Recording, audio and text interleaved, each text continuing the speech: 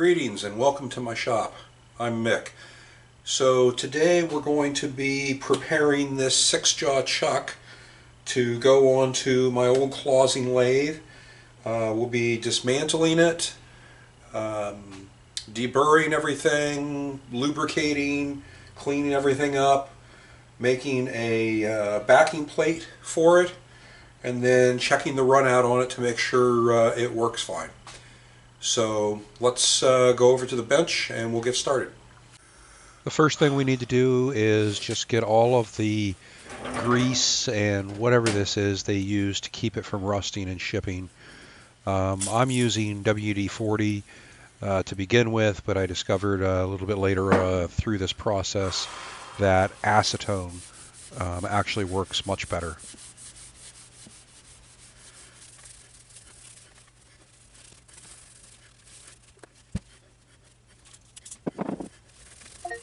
Alright, so I got all the cosmoline or whatever it is you call it nowadays that they put on this stuff, and cleans up pretty nice, as to be expected. There's a few sharp edges.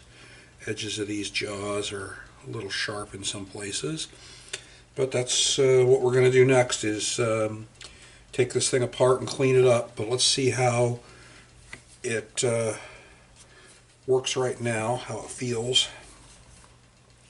Gotta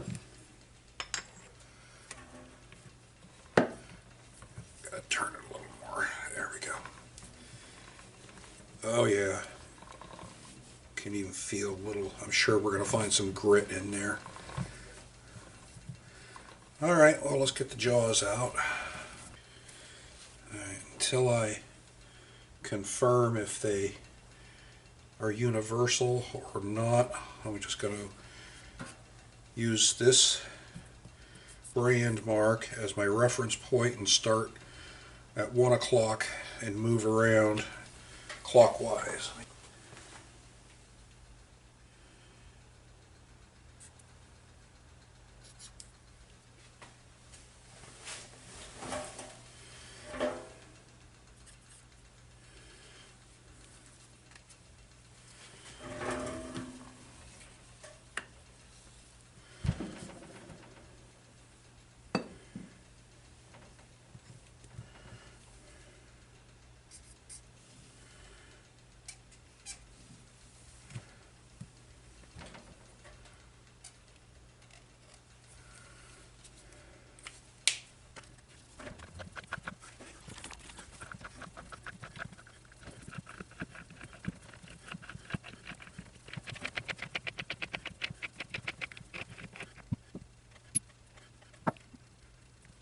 Okay, looks like they numbered them anyway.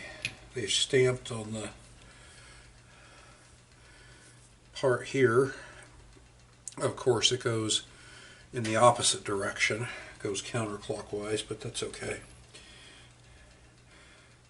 So I know that jaw 1 is still 1, and it starts at 1 o'clock, but it goes this way. I'm going to ignore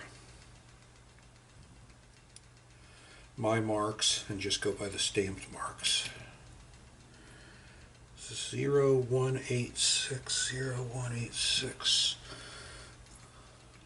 Looks like those are all matching numbers. Boy, very gritty. Ah, good. Okay, and the slot is stamped as well, so there's no ambiguity on how it goes back. These edges actually aren't too bad. They're a little sharp, but they're not, doesn't have a burr on it. It's been deburred, it's just really sharp.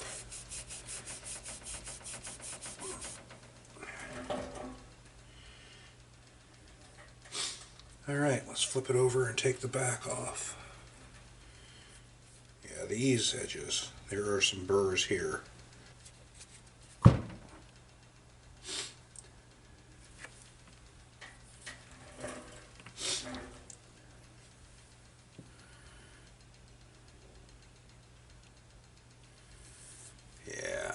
definitely grit all over.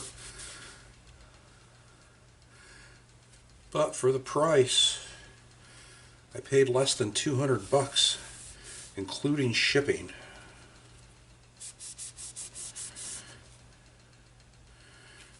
Hopefully, it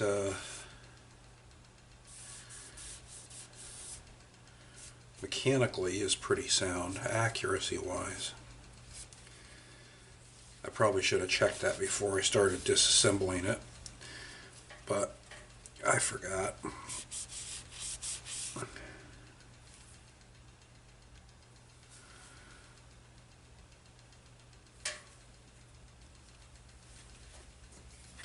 By the way, if you guys haven't seen these screwdrivers or tried these, highly recommended. Vessel, they're made in Japan, and these are actually impact screwdrivers.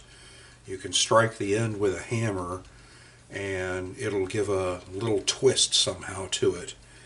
But they very, very high quality, and they just bite on the fasteners. I love them. I actually like these vessels better than I like my Vera, the WERA German ones.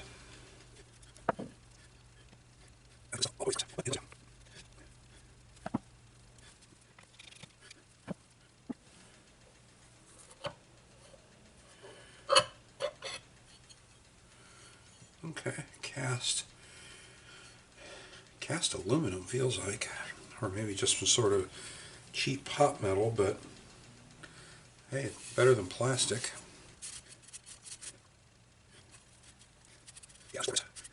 Take this and spray it out with some brake cleaner, I think.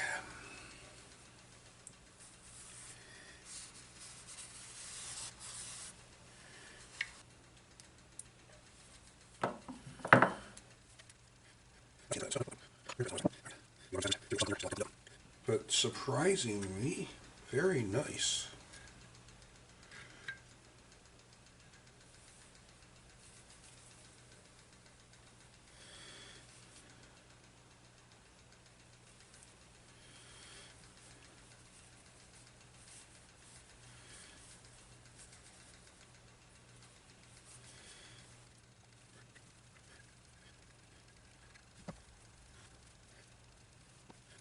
A little bit of sharp edges right there.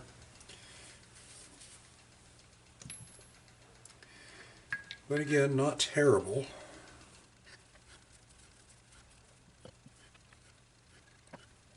I didn't have a workbench for a long time because I never really thought I needed one. It always just ended up being a catch-all to pile things on top of. But I'm really glad I got a workbench again.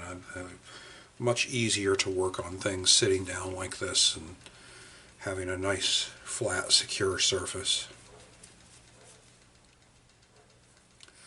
And I've been relatively good at keeping it clean. Alright, let's see if we can get this scroll out.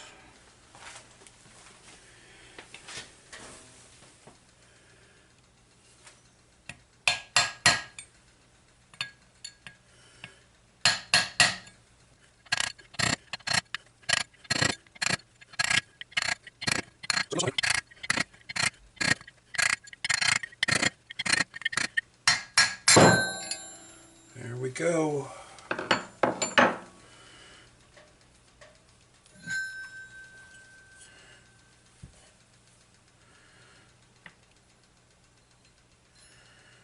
Oh yeah, some sharp edges there.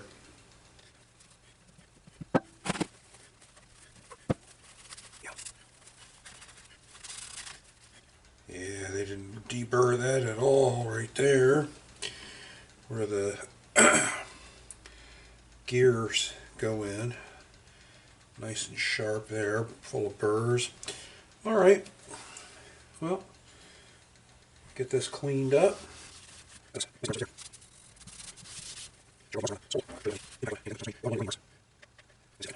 Got a raised portion portion right there, which is not ground and is actually quite rough. I think I'm going to see if I can do something to smooth that out. There's the oil hole.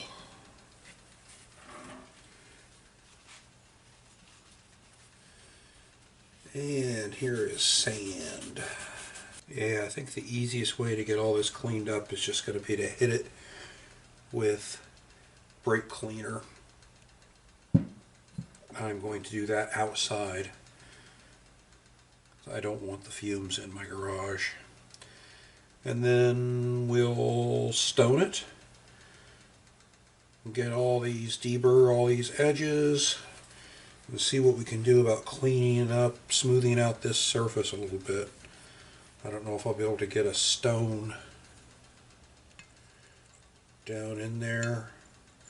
I don't want to be too aggressive.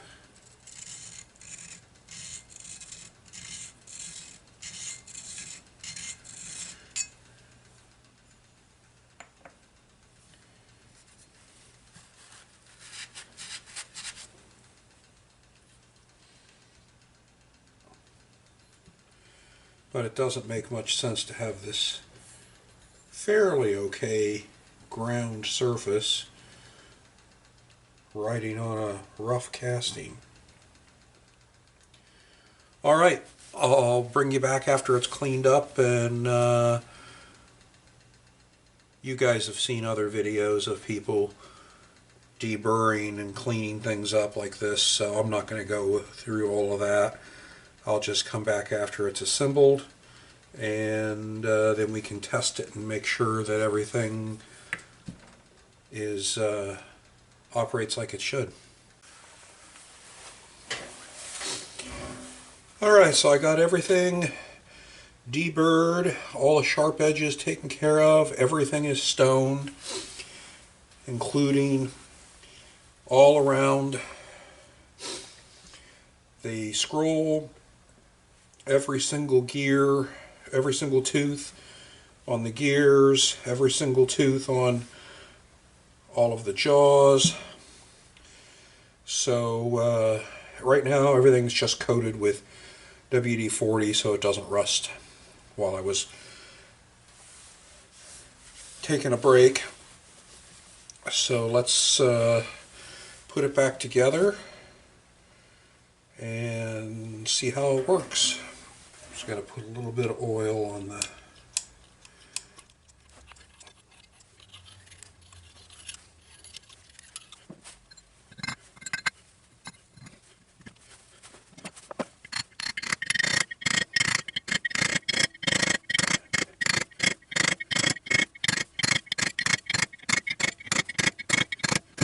there we go.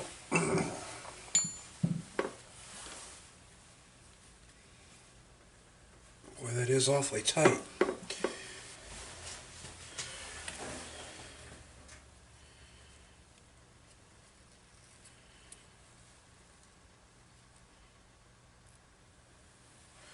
Looks like I didn't clean that out as well as I thought I did.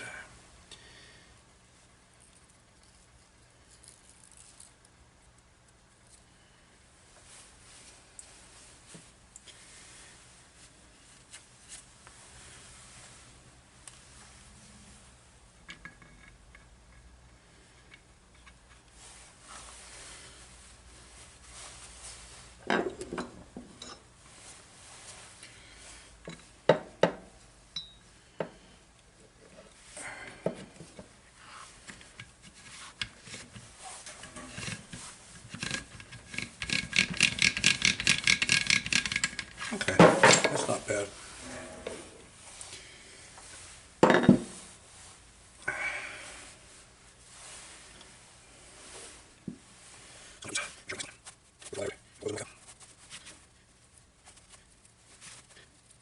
Oh yeah. A little bit of oil in there.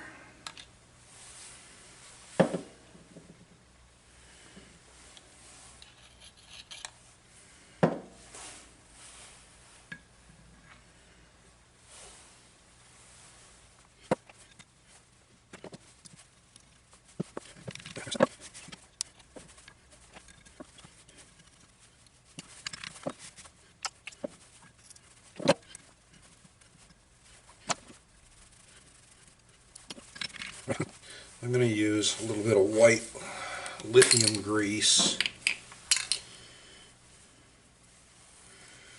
on the gear teeth here.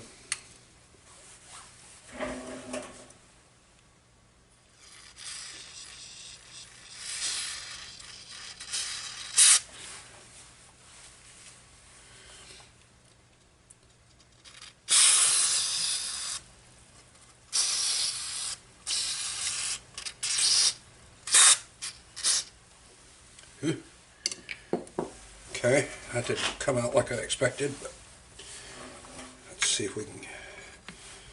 Oh.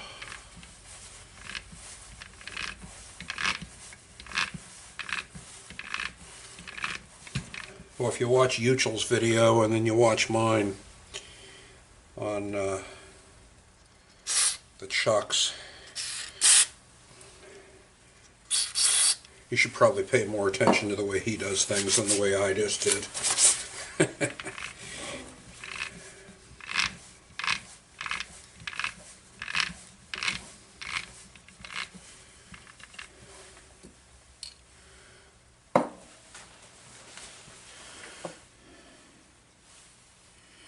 What a mess.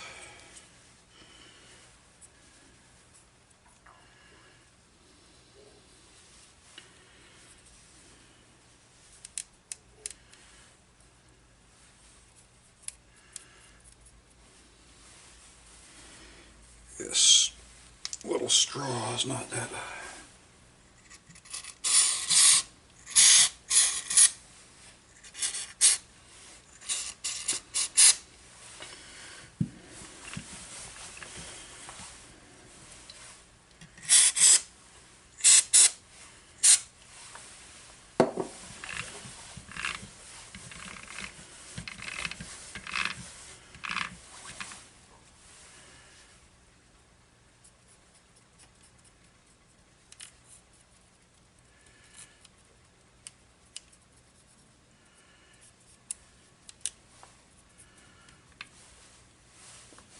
Alright, I think that's going to be okay.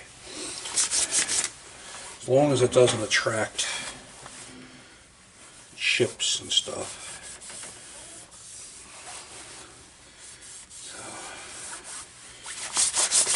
Certainly got to be better than the way it was.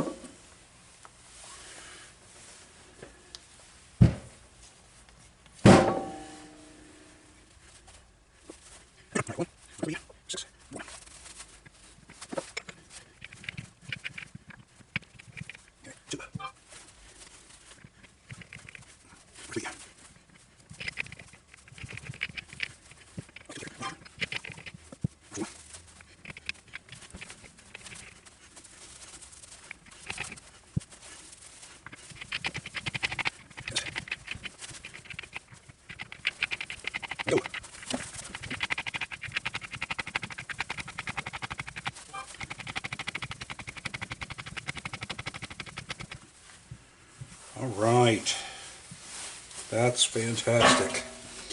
Now, need to make the backing plate for it.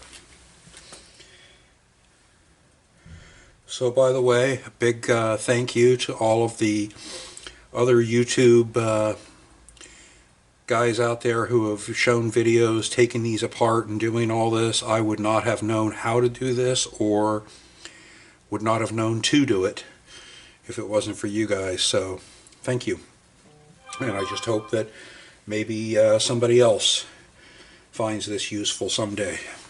So I bought a backing plate from Grizzly and got it on the spindle here. It came with the 1.5-inch 8 TPI threads, which is why I bought it. So it's going to be, should be pretty simple to create the backing plate for the chuck.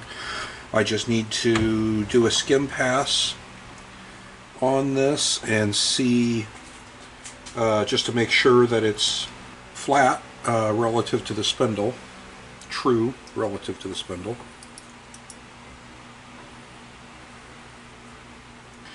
Alright, I've got the DRO zeroed out. So now I'm going to go in, I think just 5 thou for this first one because I want to see how true it is. I'm going to lock the carriage. I'm going to use the power feed on this one.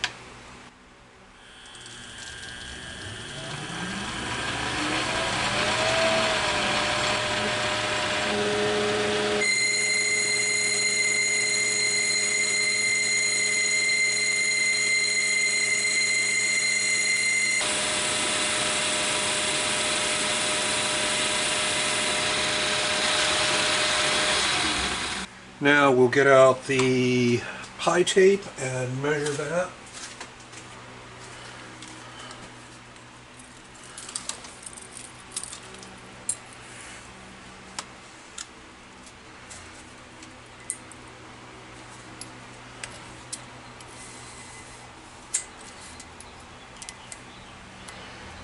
Let's see, it is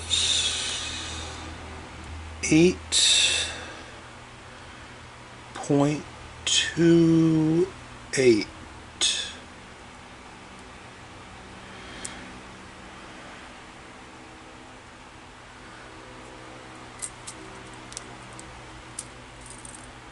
Yeah, 8.28.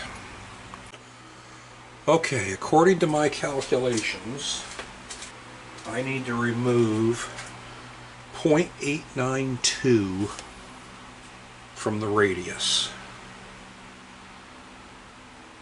So I'm going to sneak up on that measurement.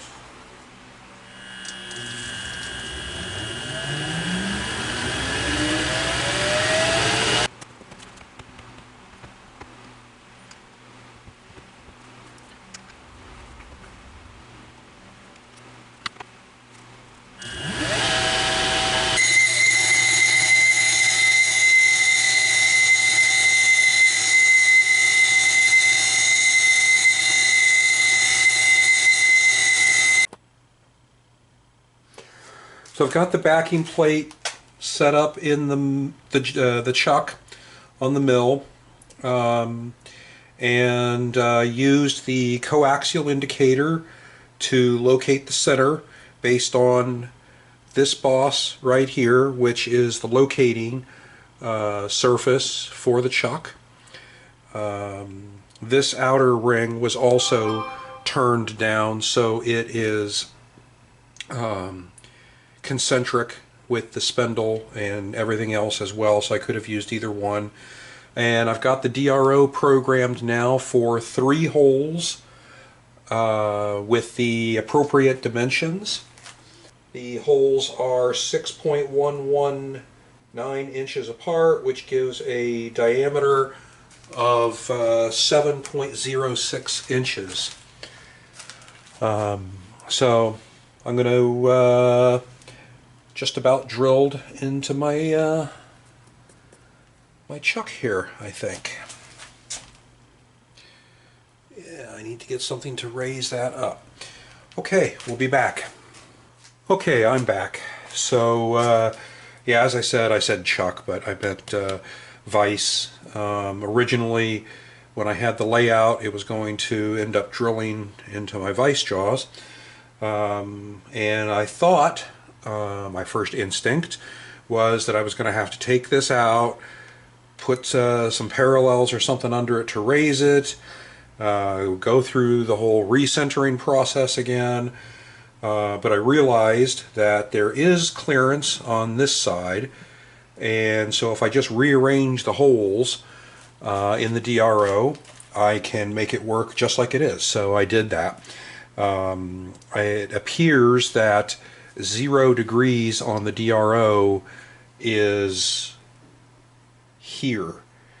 So I had to tell it to make the first hole at 90 degrees, and then obviously 120 more and 120 more. So we are ready to drill. So I'm going to start off with a center drill, and then I'm going to drill through holes. I believe it's 27/64. The screws, the mounting screws, are not centering. The back plate centers on the chuck with this ring, so giving it a little bit of play with the size of the hole drilled through here, as long as there's enough surface for the head, will make it easier to fit, although it should be pretty close on the tolerances. So okay, so let's drill some holes.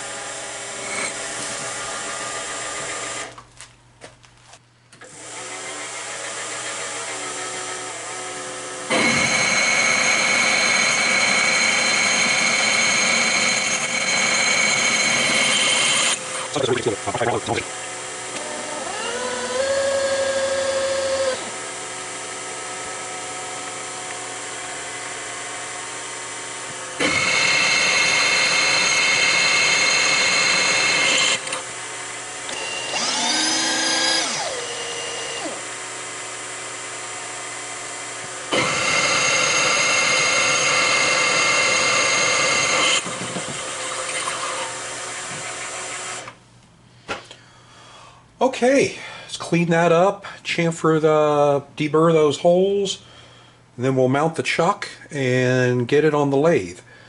And then turn this surface down to be the same size as the chuck. Alright, so I've got the new chuck mounted on the backing plate on the lathe.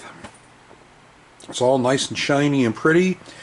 And got it dialed in. I'll zoom in on the indicator here.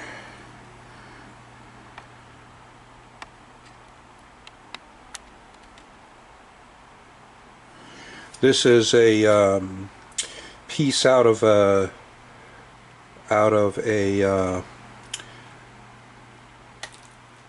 mag base dial indicator stand, so it should be from Starrett, so it should be relatively straight. Probably straighter than anything else I have in my stock.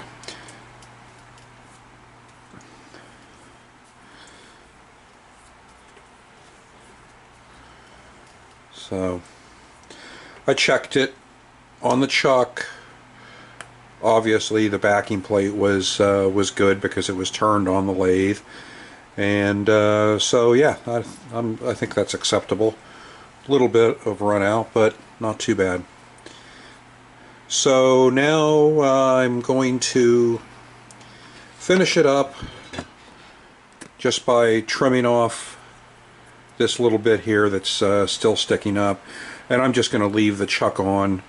There's enough of a fillet here to allow access to it so that I don't have to tap this thing in again the 15-20 minutes it took me to get it dialed in.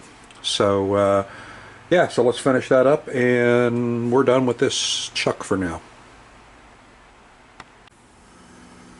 Okay, so I've got the bit set up and I've got it in back gear.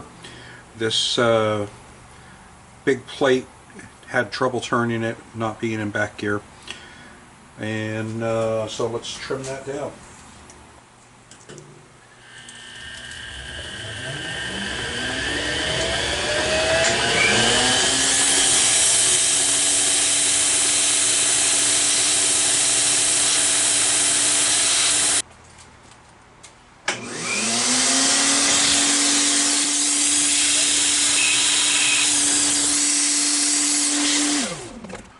Alright, well, there's my new 6-jaw chuck done. So, thanks a lot. Thanks for watching.